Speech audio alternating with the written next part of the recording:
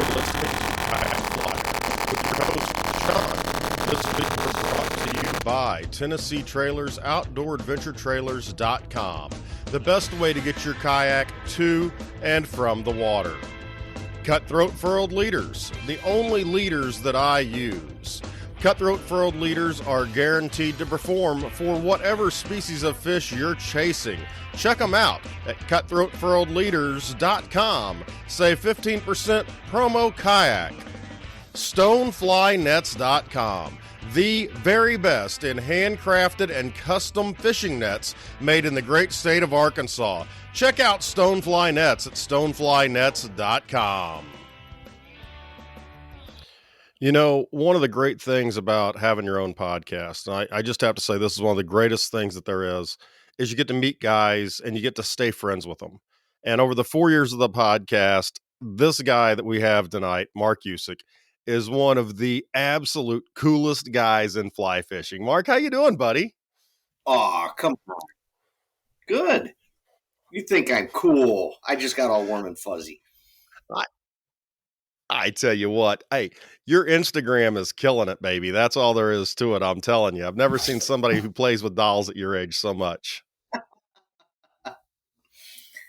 Just trying to put a little more positive out there than what's out there with all that negative crap we don't want to talk about. Exactly. How's Bitch Face doing? He's good. He's looking a little worse for the wear lately. There's no telling how old he really is, but he's looking pretty old. But you know, you'll have that. Roosters have hard lives.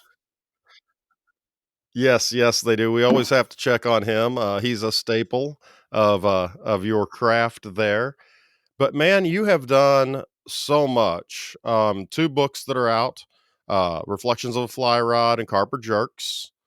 Great books. If you haven't read them, you really need to. They're great books. And then you went on my dream trip. I've been tossing this idea around for about 4 years, and you went. And that was the Devil's River. And that's all I want to hear about. I'm just going to stop, and you can just tell me how I have to go. Well, it turns out it was my dream trip, too. You want to talk about an amazing place.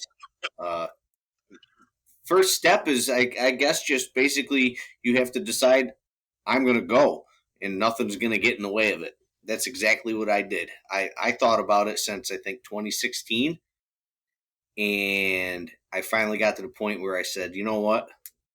I do fish a lot, but I fish all New York State. The Adirondacks are a big place, and I could never see even, 1% of it at this point, but there's other places to go, and you just gotta go. That's what I did. I locked in a date with some buddies and said, hell or high water, no matter what, anything else that comes up, this was already planned. Nothing gets in the way. Yeah, I mean, that's the way you got to do it. So the Devil's River, for those people that don't know, it is probably the cleanest river in the United States, extremely protected, extremely remote, and home of giant smallmouth bass.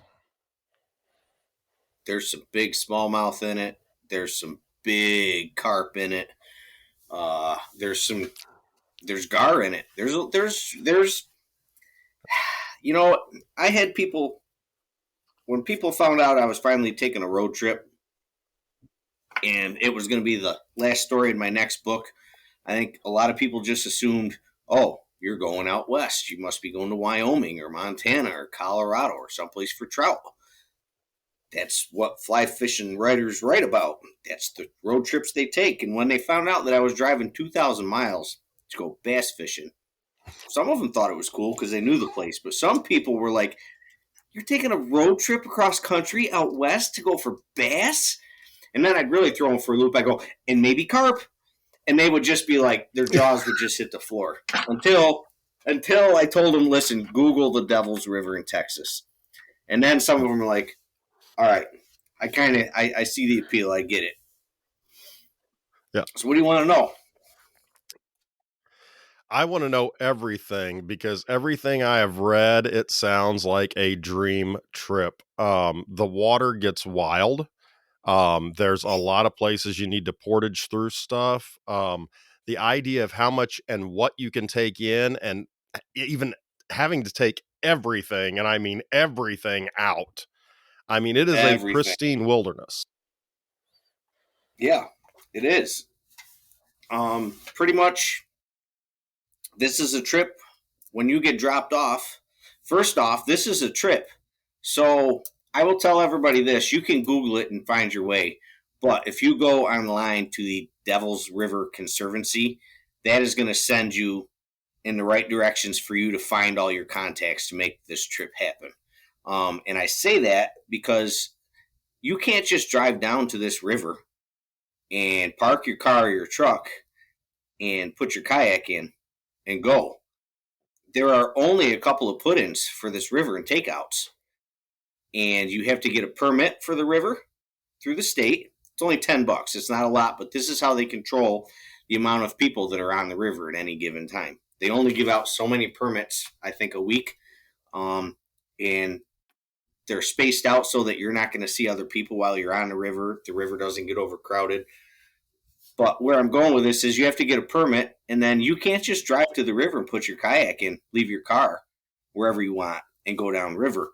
You've got to pay an outfitter to take you into the river and pick you up at the other end when you're done with this trip. It's not something you can just decide, hey, let's go this weekend and let's go float the devil. It doesn't work like that. So there's a lot of logistics that go into planning this trip. And then once you're there, you're on your own. There's going to be no cell service. And you got to remember that even though you're on this absolutely gorgeous river that will fool you, you're going to look at this water and it's this turquoise water and it's clear water and you're going to think this is like the Bahamas, the Caribbean, whatever. It'll fool you. You're in the desert. Um, so there are a lot of things that you have to plan for, logistics and supplies to do this trip. Um, Once you have all that together, this trip is so worth it. I'd do it again tomorrow if I could, in a heartbeat. Do do they require a GPS beacon for emergency extract? Is that a requirement? I know it's highly recommended.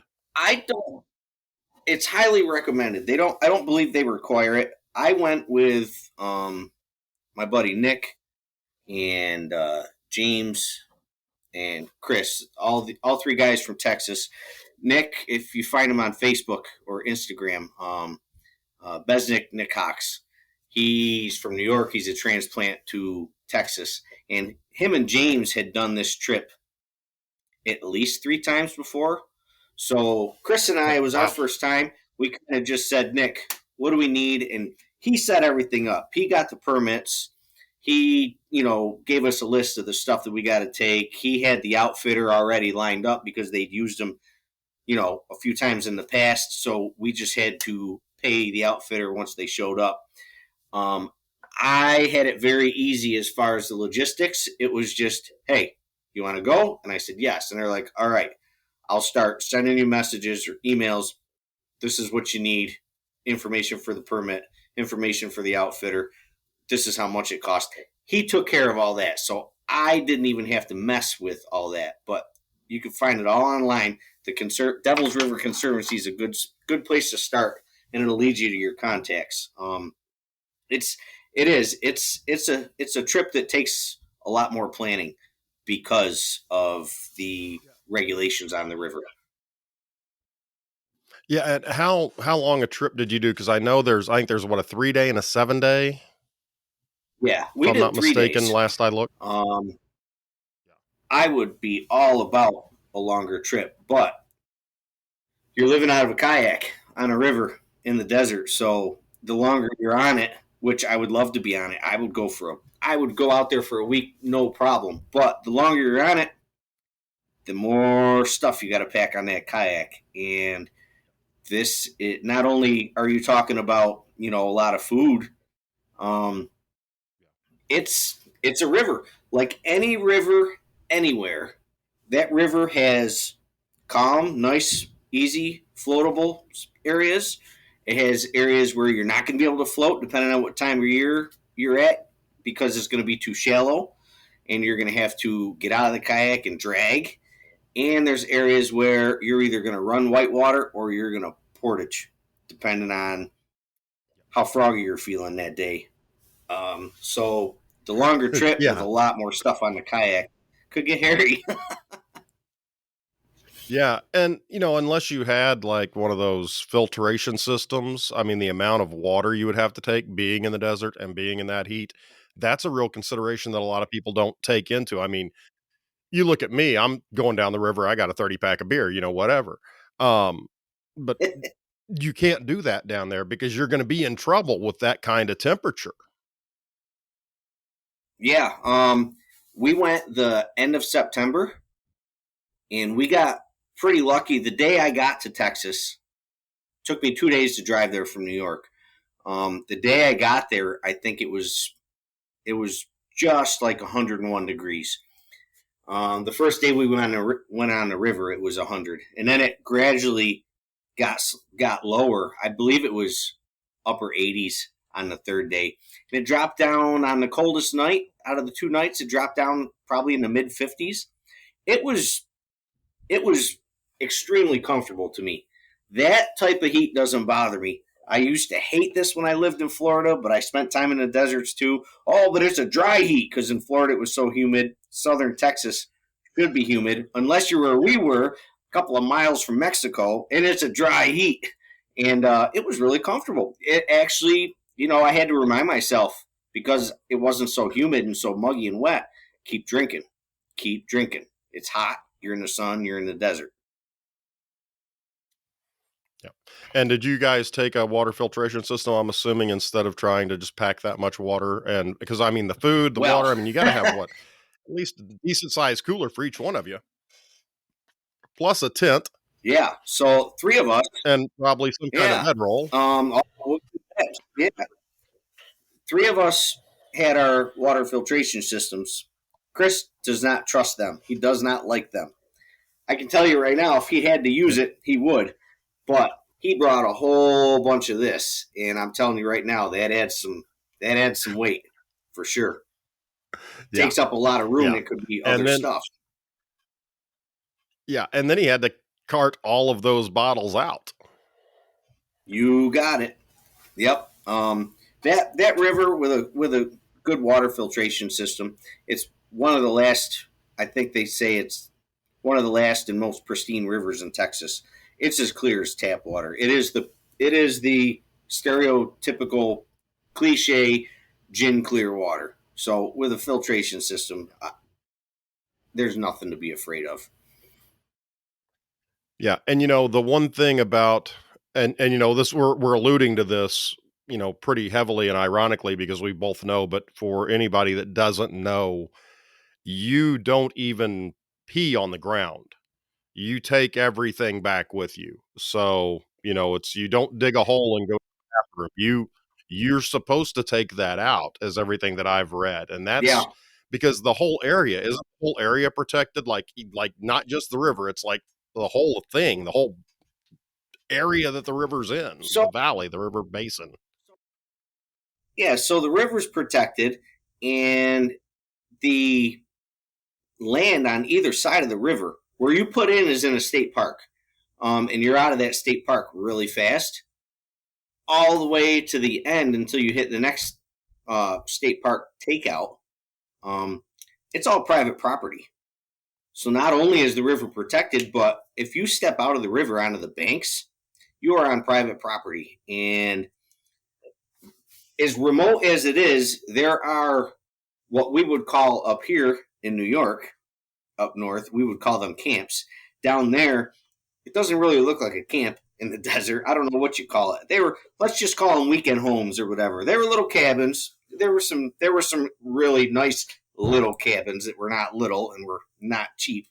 But you were on private property when you step foot out of that river on the banks, and those people will watch you. And if you spend too much time portaging around something, nosing around, going someplace you shouldn't go, they're going to see you. And they can, you know, as long as it would take law enforcement to get It's out there, Texas. they can call them. There you go. It's Texas. There's no So calling yeah, law enforcement. everything. That's right. But no, Oh. you have to take little bags, and the outfitter will ask you um, when they are taking you in before you leave to get on the river. They're going to ask you if you've got your wag bags. You have to have wag bags. Wag bags are what you do number two in. Okay. Um, we did not have the pleasure of any Texas Rangers, any environmental cops seeing us on the way in or out. Mhm. But from what I understand, that's usually pretty normal. And they are going to ask you if you've got Yep. your waste bags, and they're going to want to see that everything's stowed properly and that you're not an idiot that's going to leave a bunch of trash behind. Once you get past that, Yeah, man, and let's get into the river.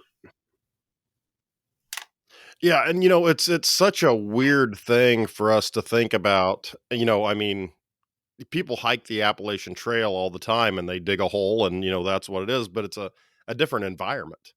And you can't be just disrupting that desert environment so much because there's not a lot of big critters running around down there. I mean, you got lizards and rattlesnakes and venomous spiders that want to lay eggs in your ears at night, and things like that. But Yeah. you don't have Nah, bears. there's no holes to dig. It's all yeah, no bears. There's no holes to dig. It's all rock. Yeah. So Truly. on this trip, yeah, what was what was it? I mean, just honestly, I'm sure we'll get to the fishing in a minute, but just the Okay. experience. How can you describe what it's like for people that, I mean, some of those homes, those cabins that probably weren't occupied, you probably went entire days without seeing people. What was that like in and of itself? Yeah, no, we were there during the week, so we really did not see anyone at those places. But and if you did not look up, if you were constantly studying the water and mesmerized by the water, who knows how many places that were on the river I actually passed and didn't see. Because you think of the river Mhm. as flowing through a desert. So my initial my initial impression before getting there was it's a river through the desert. So it's going to be the river, and it's going to be brown, rocks, cliffs, and desert floor, brown. But the river is actually it's a flowing oasis. There are woods and trees and bushes and plants all along this thing. So they blocked out a lot of the view of some of these places that I'm sure were there. Yep. But the experience itself um, is one extremely remote and cut off from everything, and two, it messes with your head the entire time you're there because it's not like I had to remind myself so many times that I was on a river. So here I am. I took my Hobie compass with me, which everybody thought I was Right. crazy to begin with because it has a rudder. And not only is it a river trip, but there's going to be a lot of portaging and there's some whitewater. And they're like, you're taking a sit on kayak? I'm like, that's what everybody does this trip on, sit on fishing kayaks. Yeah, but yours has a Yeah. rudder. And I'm like, Mhm. you know what? Stuff breaks. I still got to paddle. Things happen. This is all part of it. So here I am sitting on this Hobie that's meant for the open water, going down this river that, if it's only a couple of inches, a few inches deep, is absolutely gin clear. Um, Yeah. it's like tap water. It's that pristine, that clear.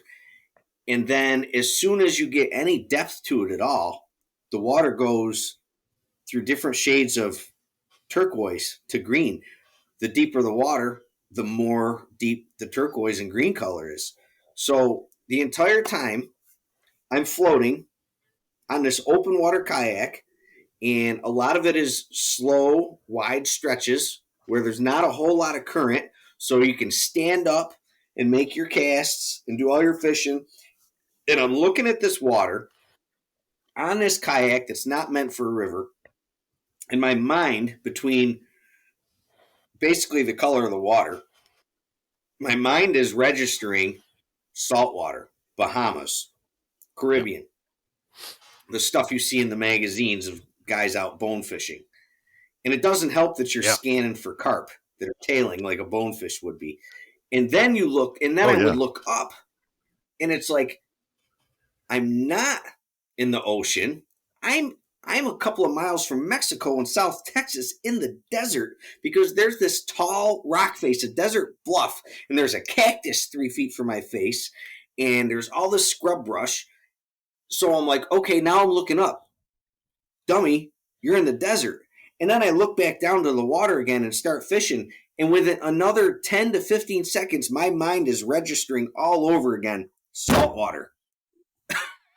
Yeah. That river messed with me Yeah. the entire time I was in it, and it never ended. I never got used to it. It is that amazing. When you're looking down through water that clear and it's just turning different colors of blue, it's deceptively, deep. My experience has been with waters like that. It looks like it's shallow, but it's 30 feet deep. Oh, I'll tell you right now that if it was if it was 10 feet deep, you could see the bottom like you were looking through a pane of glass.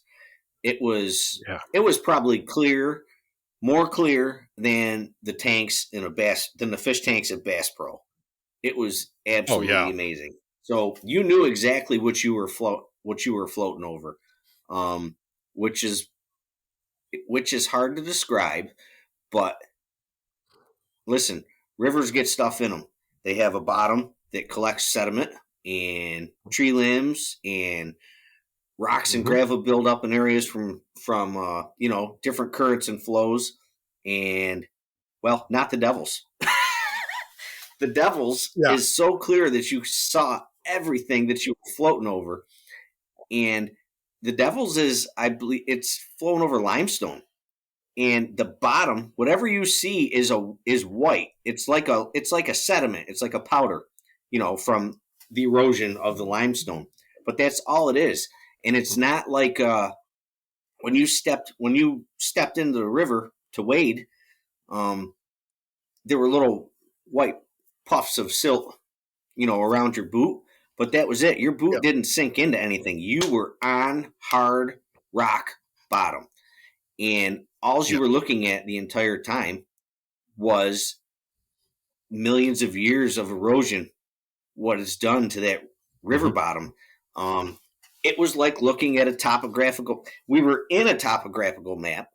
And then the bottom of that river was its own topographical map. It had all these ridges and valleys, and there were areas where the whole way across, it could have been 100 feet across.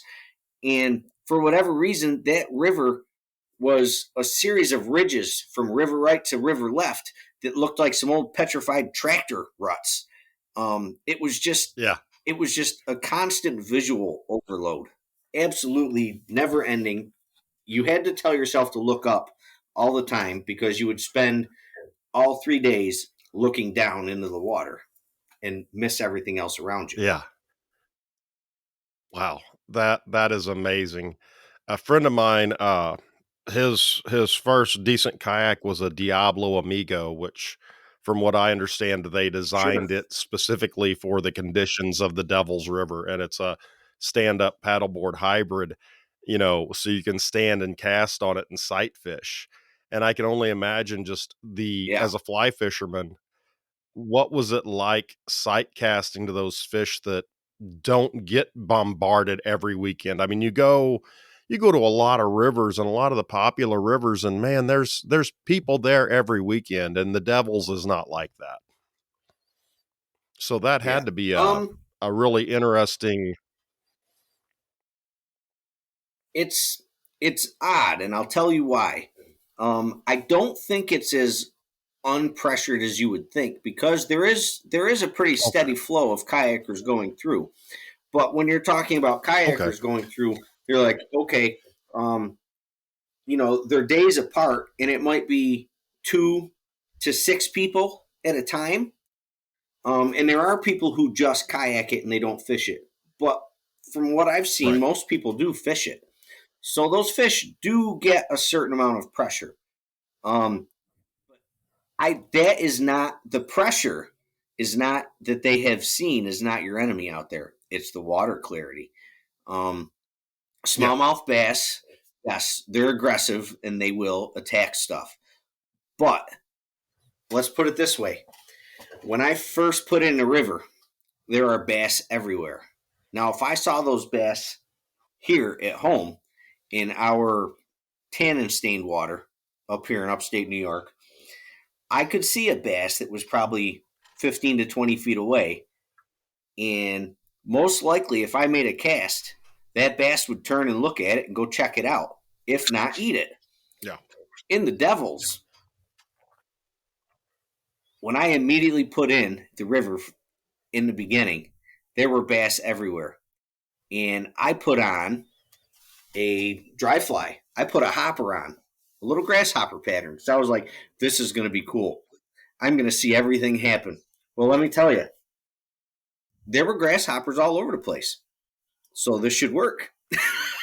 It only stands to reason. Yeah. Famous, Um, famous last that hopper words. pattern, exactly. That hopper pattern would slap down, and those bass wouldn't even go and look at it. You could see them like Mm. look and kind of roll their eyes as they were swimming the opposite direction. Like, that ain't right. We've seen this before. You see that thing over there standing on that thing that's floating? Yeah, no, we know. I've had to find a strategy, at least for a lot of it, was there were weed beds in areas, and the best you could do was to make a really long cast or and not Hmm. stand. Once you stood up, oh man, Yeah. forget it. And that's why I brought that kayak. I want to stand when I'm fly fishing on the kayak. So that was kind of like, Yeah. this is going to be tough.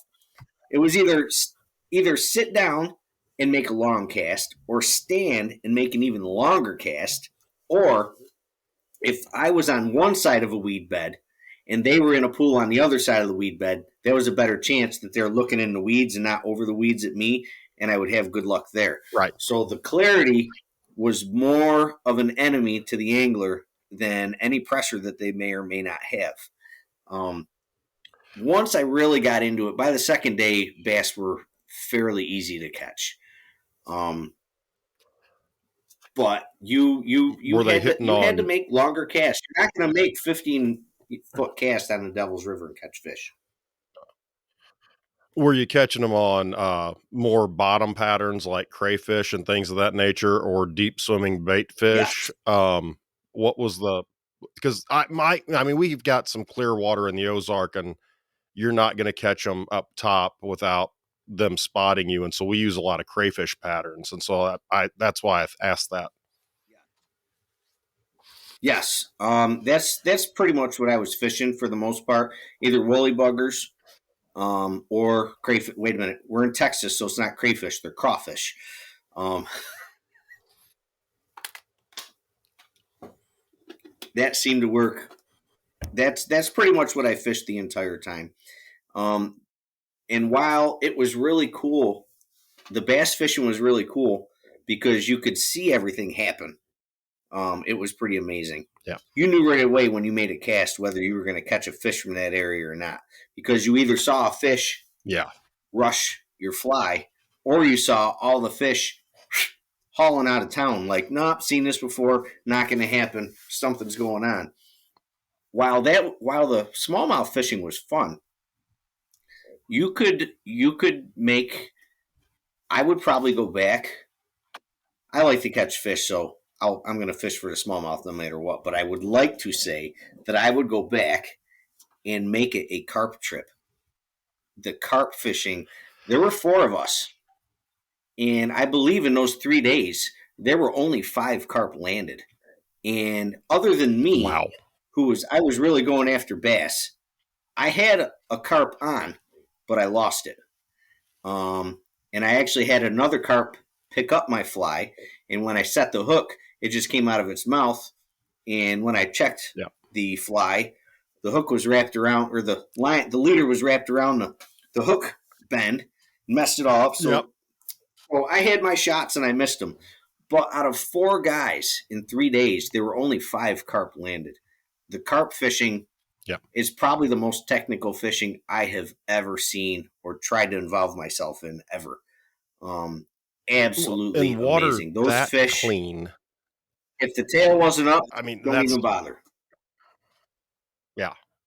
I mean, I would because carp are, you've gotta cover your scent, and, I've talked to a lot of guys that are really, really good carp fishermen, and, there's a lot of things you don't do. You don't wash your hands with scented, um, soaps. You definitely don't smoke a cigarette or a cigar or a pipe, um you've got to really they smell a lot, but they see a lot too, and they spook so easy. I can't imagine the type of cast you would have to make to one in that clean of water and the presentation you would have to get. That just seems almost impossible. It was all about. I probably saw a million carp. That's exaggeration. I'll bet I Yeah. saw 100,000 carp. And as long as you're floating, there are fish zooming underneath you. If you're floating going down river, there are fish flying up river underneath you the entire time. The fish never stop, and Yeah. a large portion of that is all carp. So if you saw a Yeah. carp swimming, now anybody who's into carp fishing, especially fly fishing for carp, knows that if you see a cruising carp, don't bother. It's not eating, it's just cruising. But I'm still going to try Right. anyways. I'll try here at home and I will get their Yeah. attention sometimes.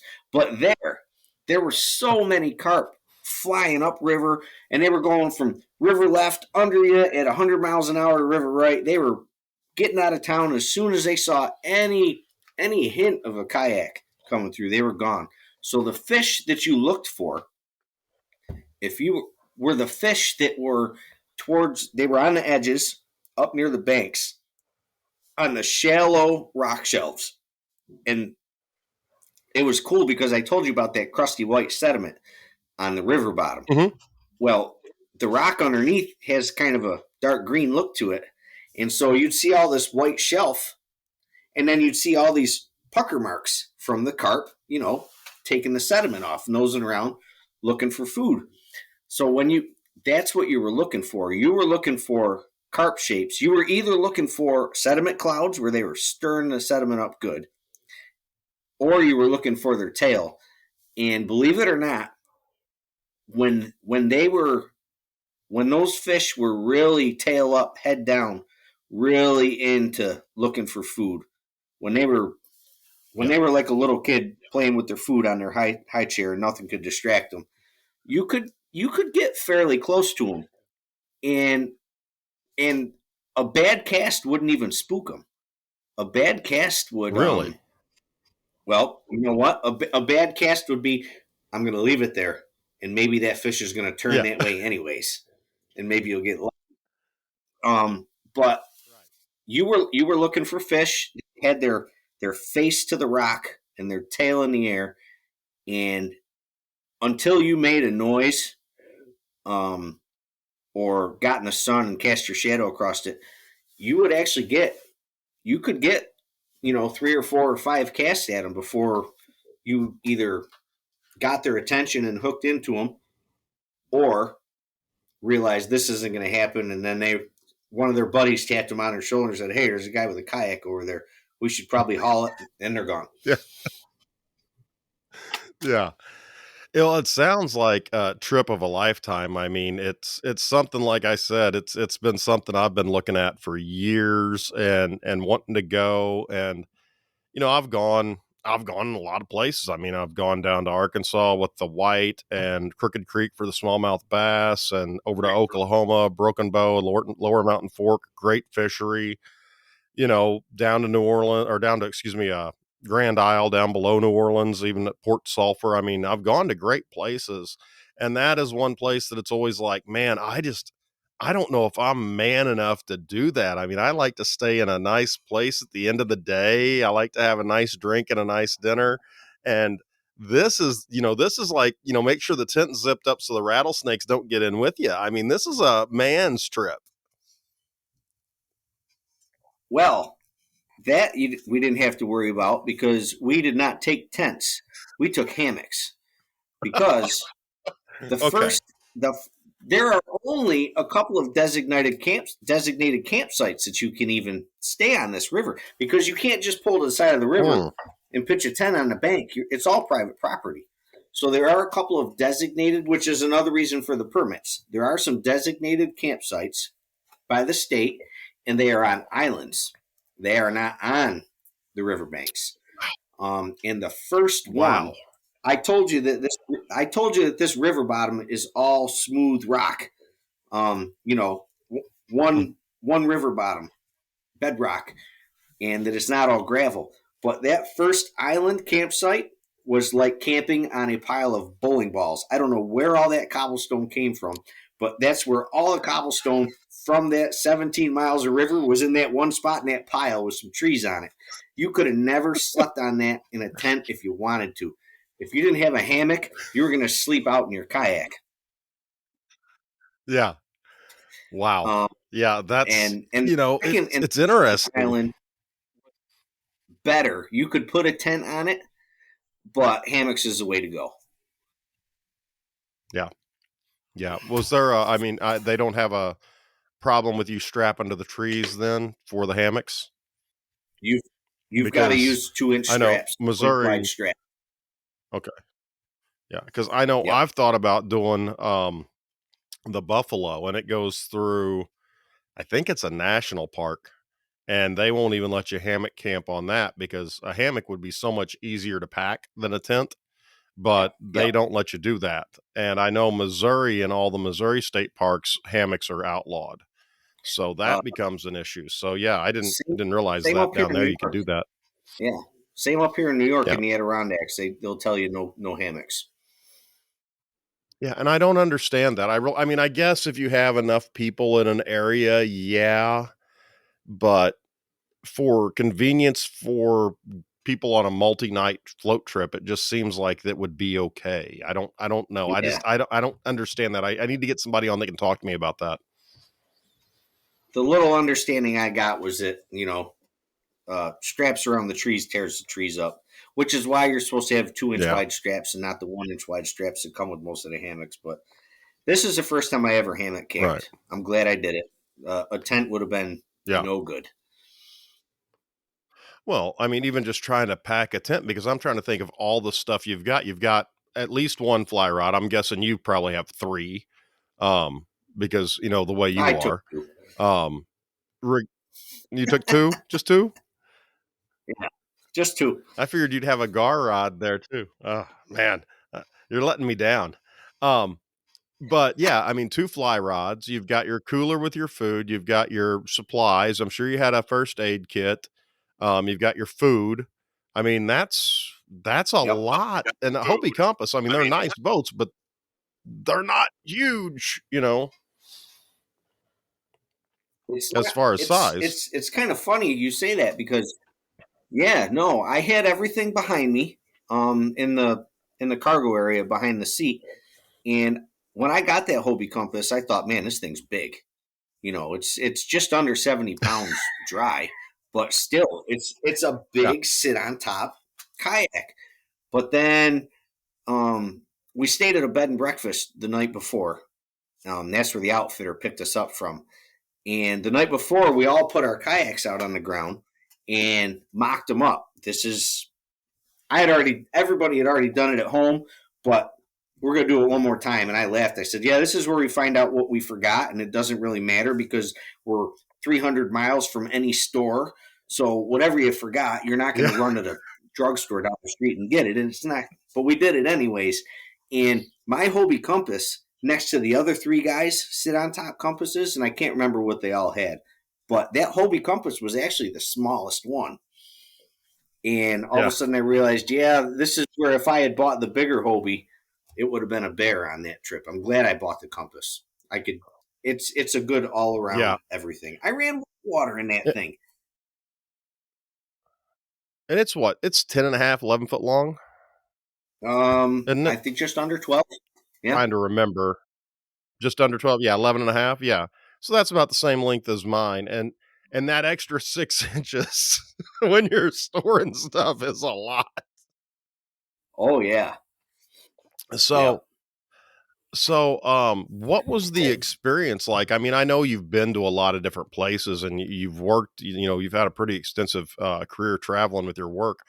What was it like just driving across country this year with everything going on and people being out and about and running up and down the interstate? I mean, what was that experience like? Was that cool or was it just a hassle to get there?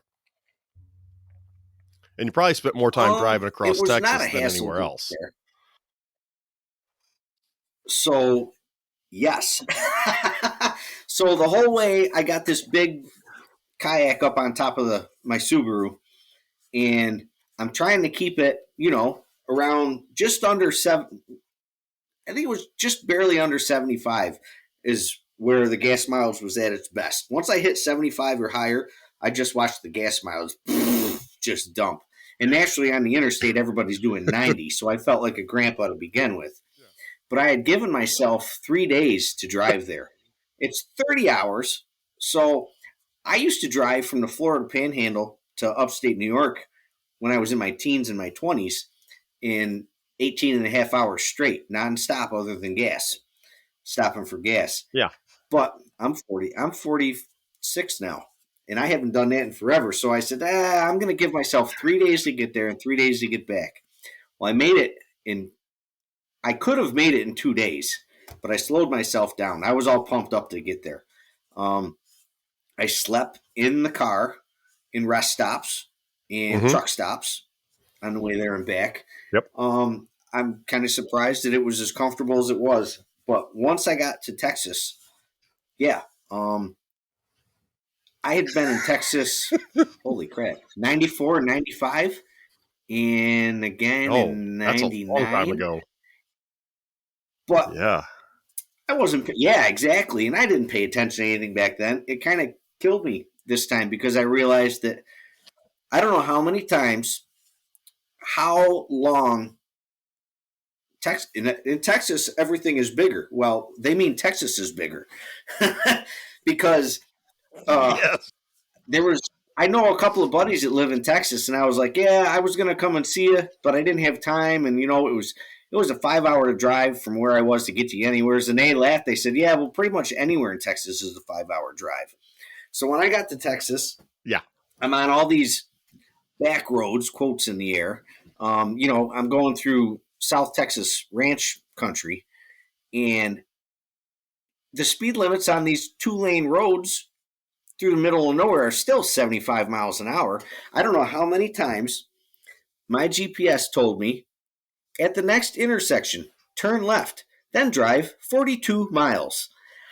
I heard that so Yeah. many times. I'm like, really? Another left and another 42 miles. Oh, it's right this time, and another 42 miles. Oh my God. I tell you what, Yeah. I went to San Antonio, and, the only time I'd been to Texas was going to Santa Fe, and so we just cut across the Panhandle, and I ate breakfast. I ate breakfast in Texarkana. I ate dinner, supper, l late evening dinner, you know what I mean, in San Antonio. It was like from Missouri to Yeah. Texarkana, fine. Everything else was Texas. And you look at it, Yeah. it blows your mind. You can drive to Michigan faster than you can drive to 2 points in Texas. It's amazing. It's It's amazing. a big place. I remember when I was in my 20s driving from San Antonio to North Texas, uh, just south of Oklahoma. And I remember there were train tracks to my right, and there was a train that was probably doing maybe, less than 10 miles an hour faster than me, but it was overtaking me and passing me. And I seem to remember watching that train like for 3 hours. It was in view.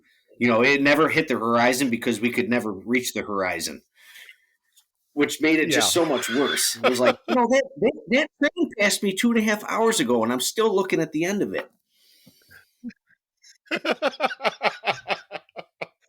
Yeah. Welcome to Texas. I tell you what. But man, I mean, it's a gorgeous state for all that it has to offer. I mean, you've got the best of everything down there, except ice It is, fishing. except ice fishing. You know, it was so cool because when we were done with the river trip, we drove down to three of us drove down to Rockport on the coast, and the next Mhm. morning we got up and we went and fished, you know, salt marshes for redfish and Yeah. black drum. Oh, yeah. Uh, How'd you do with that? I was in How'd you do with I that? was in the middle of the desert with cactus one day, and I was saltwater the next day. It was just so cool. Did you catch any drum or redfish? I caught nothing but some weeds. Uh, everybody's all Oh. Nick and Chris that I was with were like, "Oh, it's going to be great! It's so awesome!" They're always posting pictures of redfish, and they know this place is great. Yeah. And then we got there, and apparently, while we were out in the desert, some weather had come through because the marsh was really, really like cloudy, silted up. You could Yeah. only see the tops of the Yeah. weeds, and that was it. And we were seeing Yeah. fish, and it turned out that they were all black drum, and you could you could pretty much hit one of those. They were in the weeds, and you could hit one of those black drum right in the back with your fly. I mean, like smack it, and that thing would it do it quick, like oh, what was that? Like something touched you in the dark, and you didn't know what it was, gave you the jitters, and they'd Yeah. skitter off a few feet, and then they'd go right back to whatever they were doing with their face in the weeds, and they just didn't care, and they were everywhere. They had apparently pushed the red drum out. The redfish were Yeah. gone, and the black drum had moved in. And I think Chris and Nick both caught one, but we were there for like 4 hours, and there were fish backs everywhere as far as you could see, and they wouldn't touch anything. But it was still But cool to go man, from the even the desert black the to that. yeah. Did you guys cook the black drum though? Because 'Cause they're tasty. They're good. No, no, I they mean, just let him it's go. oh, man, you missed it, man. They're good like redfish. I mean, you cook them on the half shell, some blackening season on the grill. Yeah. Tasty, tasty fish. Oh, I tell you what. Well, you have got me jonesing to go down there, man. I am dying. Um, we got a few minutes left before we wrap up the podcast. I know you want to plug JP, and why don't you go ahead and plug your books again and your Instagram so people can follow you and check out. If you're just now going to start following Mark on his Instagram, he's been posting pictures from this Devil's River trip, and it's beautiful. Go and check it out. But if you want to go ahead and plug JP and everything now, go ahead. All right, yeah. So I am connected to JP Ross Fly Rods. Go to jprossflyrods.com. We do everything from custom fly rods, a lot of small stream stuff, but we do big rods too. To all kinds of gifts. There's nets on there. We're Airflow dealer, Able and Ross dealer. I actually put some of my own personal art on there sometimes, wood burnings and stuff like that. Uh, JP Ross Fly Rods has been around since 97, and I've known Jordan since first grade, and we're 45, 46 years old now. So that's why I'm connected, because I know the person behind it, not just the product. And you can buy my books on there too. Carp Jerks is my second one. Reflections of a Fly Rod is my first one. They're both on there. If you buy them from there, they're signed. And I wanted it out before Christmas, but it doesn't look like it's going to happen. So I'm going to shoot for a New Year's Day release. My third book is coming out.